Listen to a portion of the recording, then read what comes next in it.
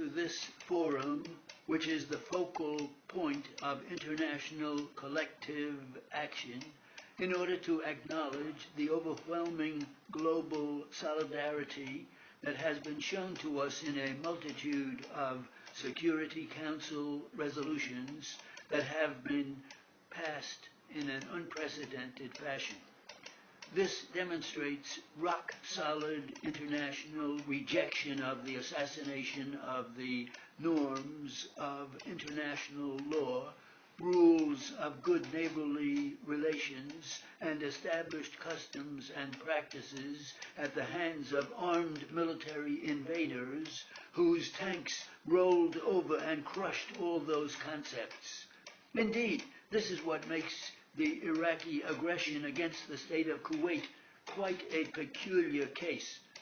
For we have never seen in contemporary post-World War II history a country that ran a sovereign independent state, a member of the United Nations, and then sought not only to annex it by brutal force, but also to erase its name and entire entity from the world political map and wipe out the parameters of its national identity as defined by its institutions and its political, economic, and social structures.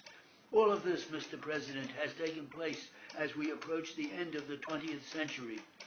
I came here to tell you of the horrors and suffering we are enduring both inside and outside our occupied homeland, and to put before you our just case.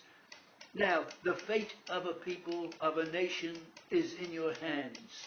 Expecting you to act in good conscience, we are confident that the only measure that will win your endorsement to support for our legitimate right to liberate our land. Furthermore, we trust that you will not waver in deciding on the measures needed to compel the invading aggressors to restore the legitimate authority and to put an end to their barbaric acts and deviations.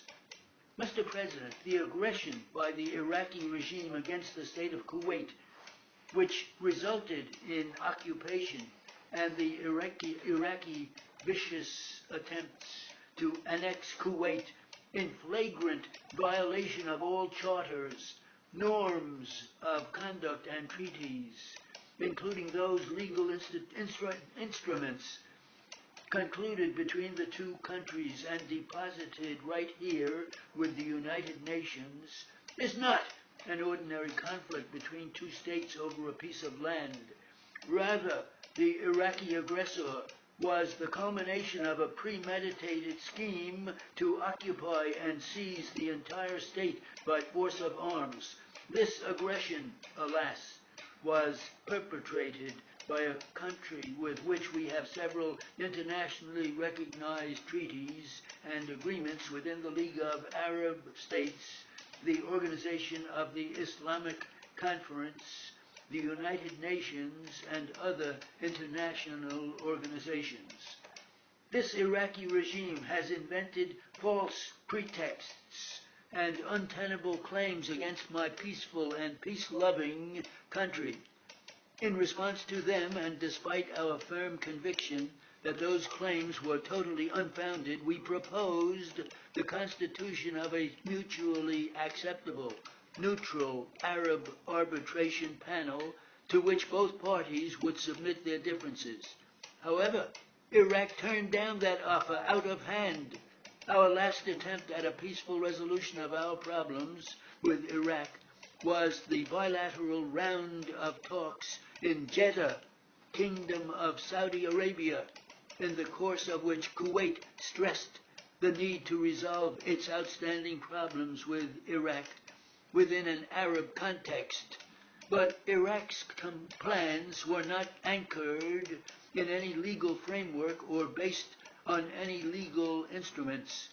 In fact, Iraq was bent on sweeping through the entire territory of Kuwait, violating its sovereignty and violating the sanctity of Kuwaiti citizens' lives and property.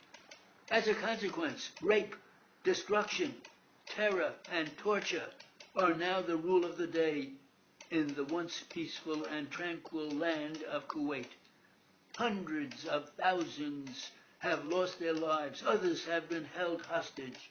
Indeed, at this very moment, an intense campaign of terror, torture, and humiliation continues unabated in that dear land. We receive daily reports of massacre and continuing systematic armed looting and destruction of state assets and individual property.